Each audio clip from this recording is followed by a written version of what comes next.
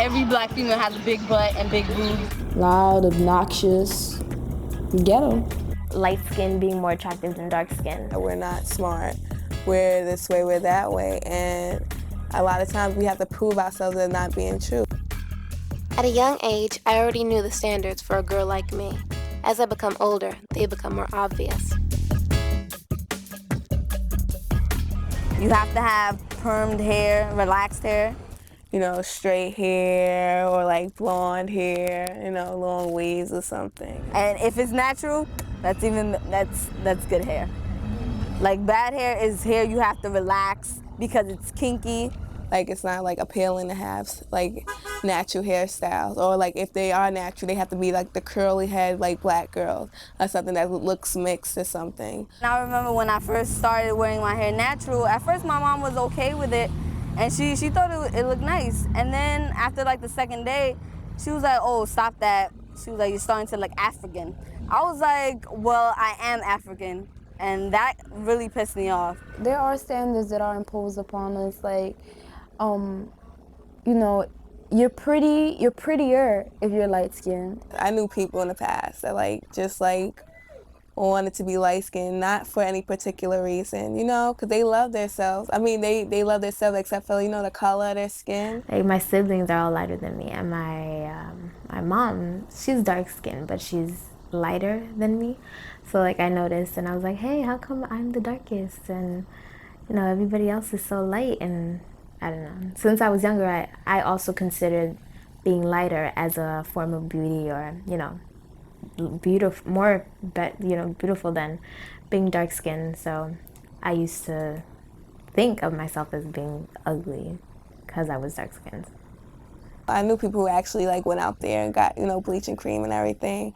They actually like laid in the tub, like poured like capfuls of bleach into it just so they could like see if their skin would get lighter. But yeah, my aunt that lives in Honduras, she basically started using skin bleaching cream when she was about 25. And she started her oldest daughter on it when she was about 11. And then she has an even younger daughter that was about 6 when she started using the skin bleaching cream on her. I've seen people say that I would never marry a dark-skinned man because, you know, because I don't want that in my gene pool. On the other hand, light-skinned girls have their issues too. We've been called high yellow, conceited, house nigga.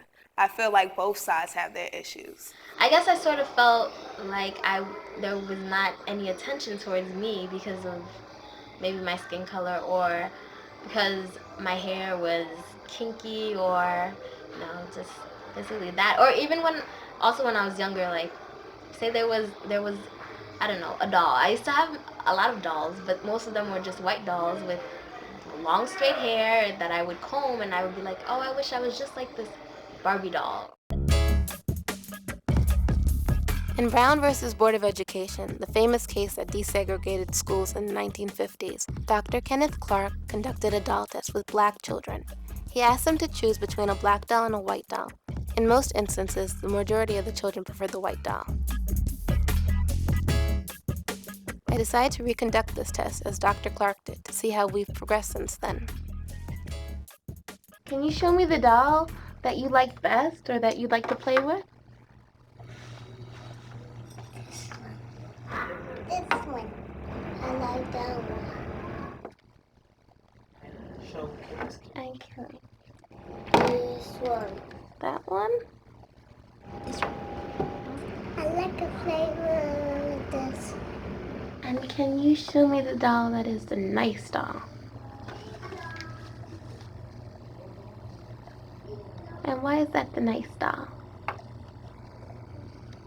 He's white. And can you show me the doll that looks bad? Okay.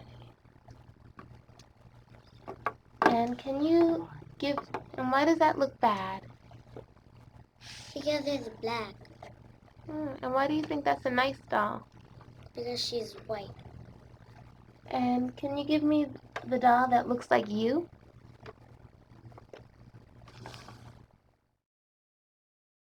"15 out of the 21 children preferred the white doll.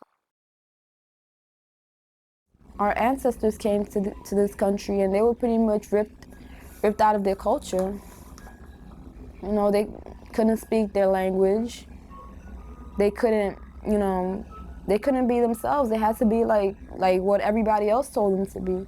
When you don't know where you're from and you don't know what country you're from, all you know is basically you're from Africa, that's all you're given, I feel like it brings on like a lot of ignorance, and it builds a lot of anger.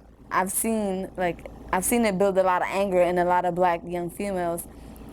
Like, I don't know, they feel like because they feel like they have a right to disown any kind of, you know, African roots. I think for a black girl in general, it's like you're missing a piece of you, you know? And for me, yeah, it's like, oh, I don't have any actual heritage, not heritage, but culture. Like, I know I'm from Africa, but you know, the different countries in Africa have their different cultures, their different morals, their different values.